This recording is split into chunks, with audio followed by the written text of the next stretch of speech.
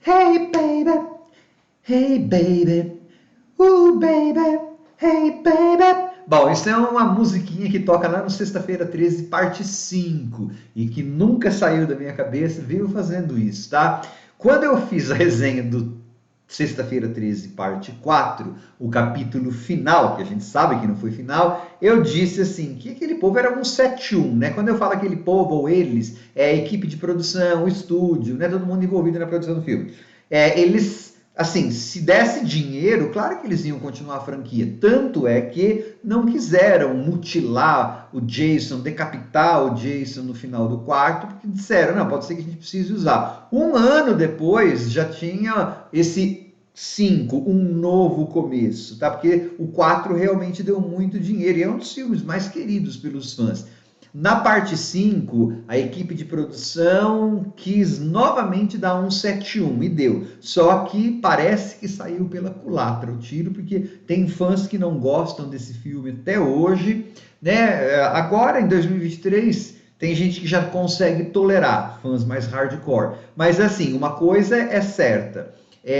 O público meio que espantou. Depois desse filme, nunca houve um Sexta-feira 13 que fosse bem nas bilheterias. Claro, não é só porque o público se sentiu enganado, vou comentar isso depois, mas também porque os gostos mudaram, né? Já o Sexta-feira 13, parte 6, né, que veio depois, embora seja um bom filme, já estava na segunda metade dos anos 80, as pessoas estavam enjoadíssimas de slasher, mas a gente vai chegar lá também. Antes de continuar, eu gostaria de convidá-los a se inscreverem no canal Robertando, curtir os vídeos, compartilhá-los, agradeço bastante. E eu sou o Roberto Rilubiscro, acho que empolgado lá de cantar a musiquinha no começo, não me apresentei. Mas é assim, a parte 5, um novo começo, né?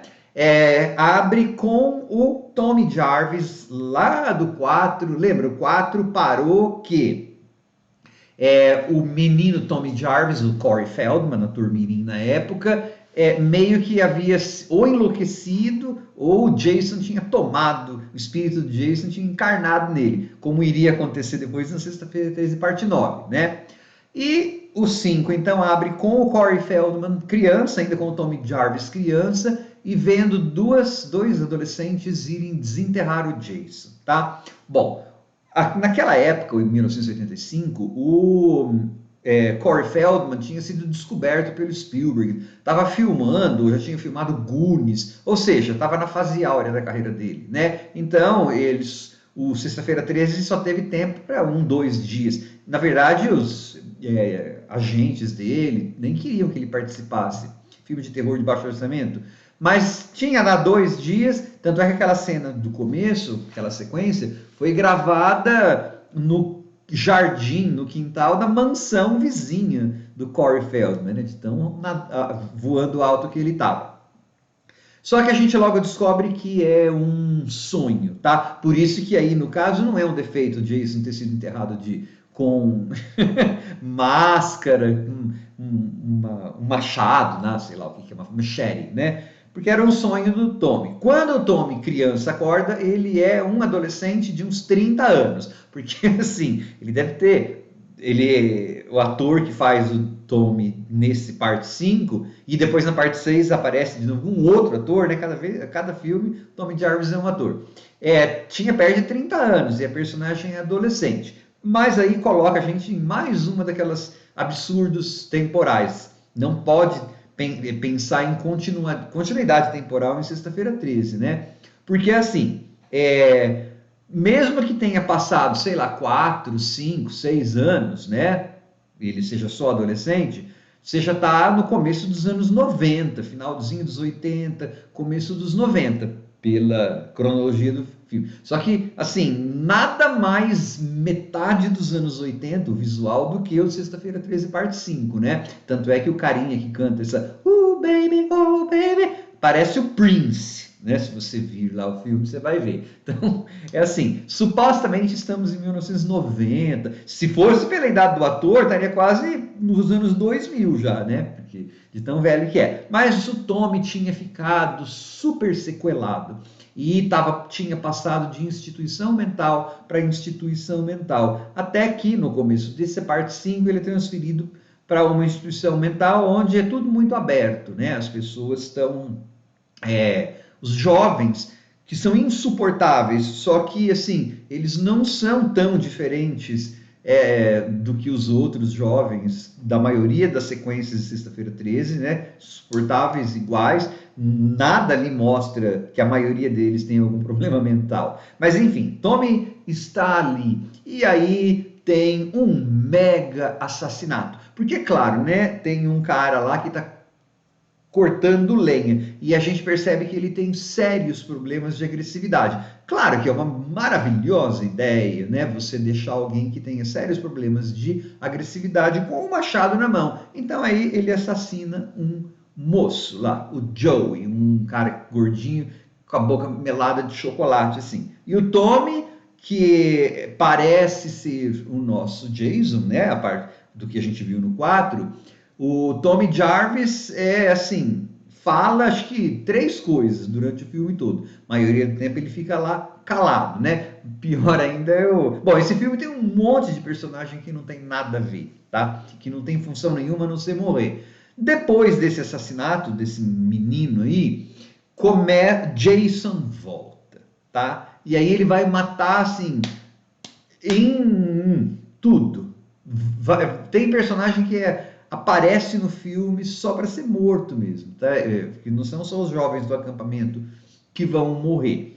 Tem menininho, tem aliás um menininho, o Reggie the Reckless, que é um garoto negro, um garotinho, é uma criança. É o tipo de um Tommy Jarvis, criança, só que negro aí, que também gosta de fazer figura e tal. E aí você tem assim, o diretor, que era desse filme, ele era diretor de filme pornô nos anos 70. Então ele tinha um objetivo, uma morte a cada 7 minutos. Por isso que você tem a adição de um monte de personagem que não serve para nada. O Jason vai matando assim indiscriminadamente. Só que na maior parte das cenas você quase não vê nada.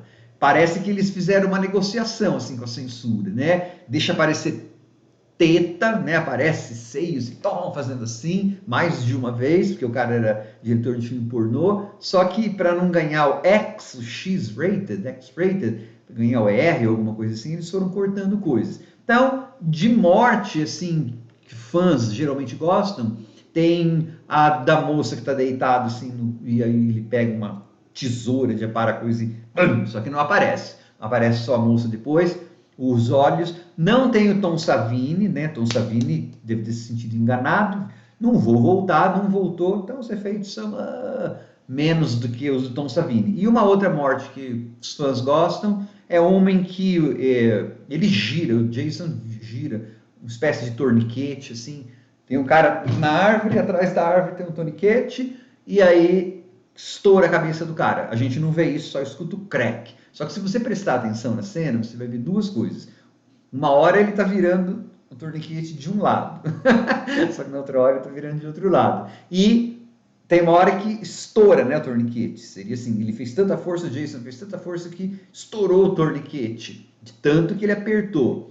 Se você prestar bem atenção também na cena, você vai ver que o torniquete lá, o negócio, estoura antes da cabeça do cara fazer o barulho de crack, tá? E aí um monte de outras mortes, algumas gostosas, que algumas das melhores da série, que tem uma mulher caipira lá com o filho idiota dela, que grita, uma espécie de alívio cômico. Quando ele morre, geralmente, né? Então, assim, ele é um filme que tem bastante morte, só que assim, as personagens são insuportavelmente, merecem morrer mesmo, ou elas não tem desenvolvimento nenhum, né? Porque elas era uma morte a cada 7 minutos, então você tem que ter só gente para morrer.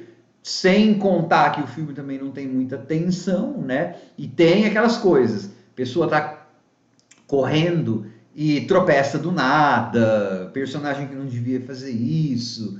E aí, né? Agora eu vou fazer uma sessão, será uma sessão de spoilers, tá, gente? Assim, é um filme de 85, mas mesmo assim eu tenho que avisar porque que os fãs, né? E para falar para falar algumas outras coisas. Eu tive que ser meio vago, né? Mas, assim, bom, não era o Jason.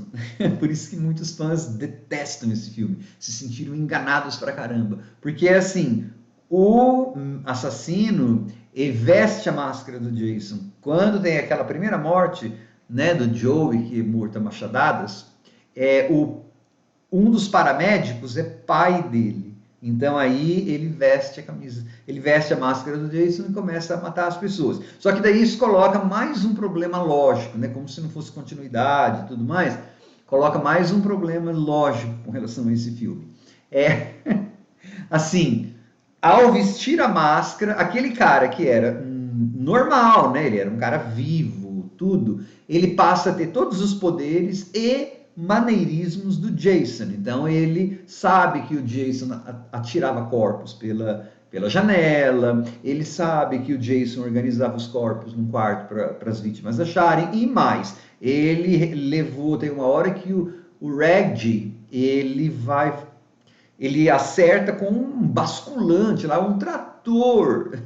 Se fosse um cara normal, imagina, teria no mínimo detonado todas aqui, né, as vértebras dele lá, mas costelas, não, né? E aí é claro, o Red faz isso com o trator, ele e a Pamela, né, que é a Final Girl lá, a Final Velha, vão lá, fica do ladinho do Jason, e o Jason pega, ao invés do Red voltar, subir naquele trator, que provavelmente estava ligado ainda, esmagar, não, eles vão correr para o celeiro. Sim, é um ato muito inteligente, porque um celeiro é um lugar fechado, então realmente você consegue escapar de alguém, você estando ao ar livre, você consegue escapar de alguém entrando em um lugar fechado, né?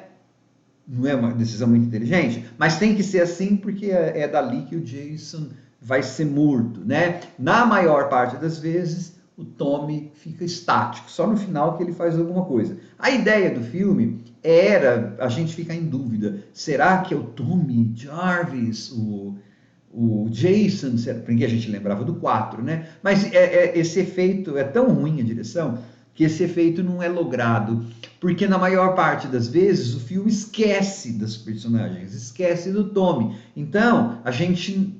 o Tommy tá lá na casa dele, né? Pra gente, o Tommy fica sempre sendo o sequelado, né? Eles tentam dar uma ou duas outras pessoas como suspeito, mas não, o filme é muito mal feito para isso, tá? Embora, se você não prestar atenção numa determinada cena lá, tal, você pode até ser pego de surpresa. Mas em termos de roteiro, é bem grosseiro a maneira como é. Tem uma hora que o cara fala pro xerife, você está falando comigo, né? É o próprio assassino, assim, de tão grosseiro que é o pano desse roteiro. Então é assim, por conta disso, o público ficou melindrado, né? Se sentiu lesado, porque não era o Jason. E aí, então, é uma das alegações de que muitas pessoas desistiram da franquia aí e ela nunca mais voltou a ser mega lucrativa. Tanto é que haveria Sexta-feira 13, 6, 7, 8, depois o 9 lá em 1990 e ficaria um tempão sem, né? Vamos ver se eu falo. O do 9 eu já falei, do Jason X10 também já falei, falta falar do 6, 7, 8, quem sabe? Eu, particularmente, não tenho problema com esse filme. Porque tem o Jason matando, tem a máscara de rock, né, matando. É isso que eu quero. Pena que não tem o Tom Savini, pena que não tem muito suspense, né? Mas tem o baby, hey baby, baby, que é uma personagem legal, que é o irmão do Reggie, né, que morre. Aliás, nesse filme tem, sim, não só nesse, acho que no 4 também. Eles adoram matar gente que tá fazendo cocô, né? Vai pra Take a Crap. O filme é bem adulto, né? Humor de, chama-se em inglês toilet humor, né? Humor de banheiro, humor de privada, né? Mas tem Jason, tem morte, a gente até que vai gostando. Faz parte da adolescência, né? Aí é difícil não gostar. Mas eu sempre falo, eu não digo que esses filmes são bons. Esse, aliás, é um dos pontos um pouquinho baixos, né, da franquia, assim. Mas dá para ver. Para quem é fã, só. Tchau.